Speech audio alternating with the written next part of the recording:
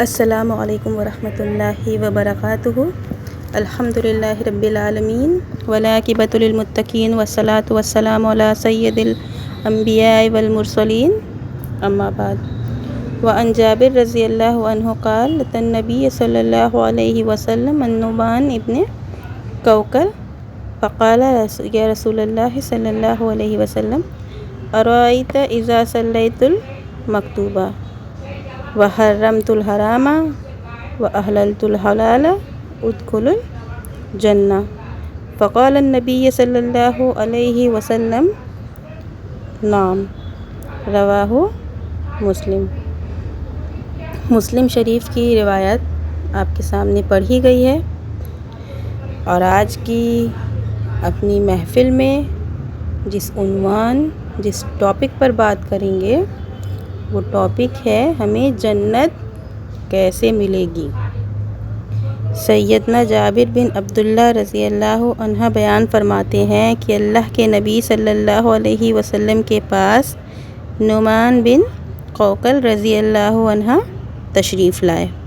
انہوں نے کہا، اے اللہ کے رسول صلی اللہ علیہ وسلم، ارأیت اذا صلیت المکتوب وحرمت الحرام وحللت الحلال ادخل الجنہ۔ آپ کیا کہتے ہیں جب میں فرض نماز کو ادا کروں، حرام کو حرام سمجھوں، حلال کو حلال سمجھوں، ادخل الجنہ، تو کیا میں جنت میں داخل ہو پاؤں گا؟ میں نے نماز پڑھی، جس چیز کو اللہ نے حلال کیا میں نے وہ حلال سمجھا، اور جس چیز کو حرام کیا میں نے اس کو حرام سمجھا، تو کیا میں جنت میں جاؤں گا؟ تو آپ صلی اللہ علیہ وسلم نے فرمایا ہاں۔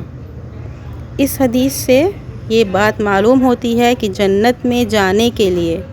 عمل کا ہونا ضروری ہے۔ ایمان اور عمل صالح یعنی نیک عمل جنت میں لے جانے کا بنیادی ذریعہ ہے، اس لیے ہمیں نماز کی پابندی کرنی چاہیے، اور خاص طور سے ہمیں نماز کی پابندی کرنی چاہیے، اس لیے کہ اس کے بغیر جنت کا پانا مشکل ہے، اور اللہ کی حلال کردہ چیزوں کو حلال سمجھنا چاہیے اور حرام کردہ چیزوں کو حرام سمجھنا چاہیے، یہ بھی ضروری ہے، ورنہ آدمی شریعت کی طالبات کو چھوڑ دے،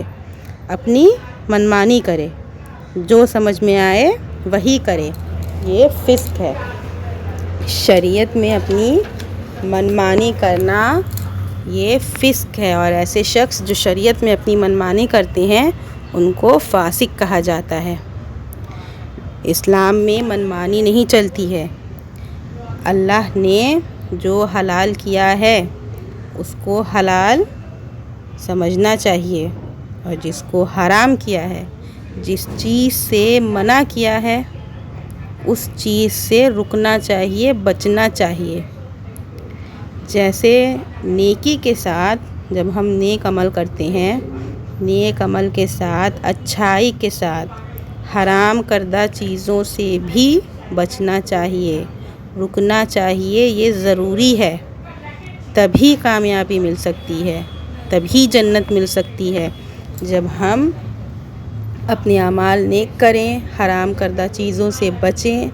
حلال اور حرام میں فرق سمجھیں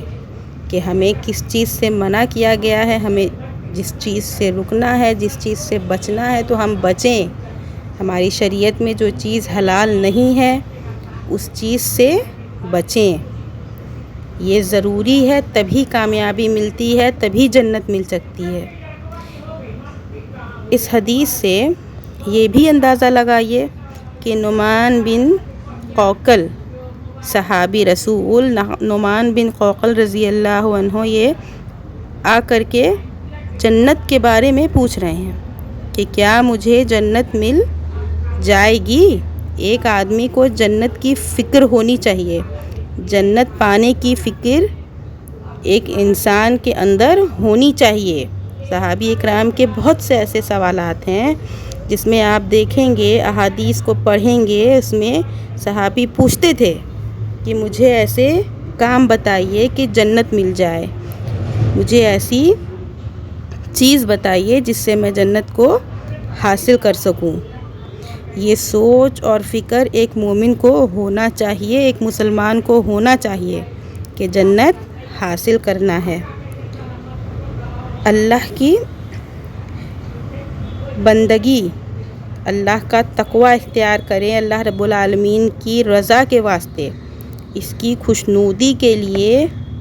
نیک کام کریں اور جنت کو حاصل کرنے کی فکر کریں۔ یہ ہماری اور آپ کی بہت بڑی ذمہ داری ہے، اور یہ ایک مسلمان مومن، ایک مومن مسلمان ہے، اس کو یہ فکر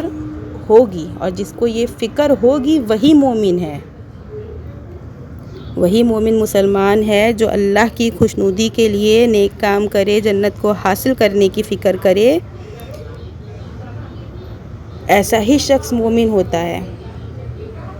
جس کو یہ فکر ہوتی ہے، اور یہ ہماری آپ کی سب کی ذمہ داری ہے کہ ہمیں فکر کرنا چاہیے جنت کو حاصل کرنے کی، نیک عمل کرنے کی، اور ہمیں اور اپنے دوستوں کو، اپنے فیملی کو، اپنے گھر والوں کو بھی اس کی فکر کا،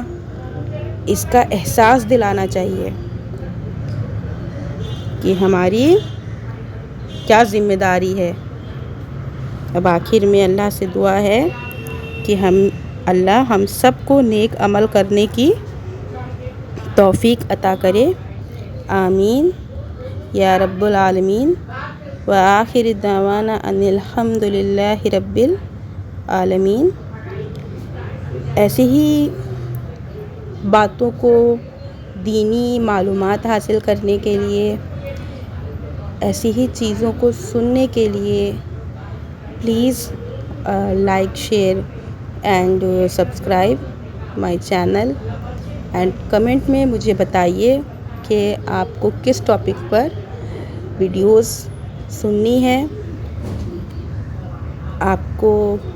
کے کچھ سوالات ہوں، کوئی چیز ہو جن کو آپ کو جاننا ہے، کچھ دعا ہو، یا کچھ بھی اسلام سے ریلیٹڈ ہے، دین سے ریلیٹڈ ہے، جو آپ چاہتے ہیں، سوال ہیں آپ کے، آپ کنفیوز ہیں کسی چیز کو لے کر کے، تو آپ مجھے کمنٹ میں پوچھ سکتے ہیں۔ Thanks for watching and don't forget to subscribe.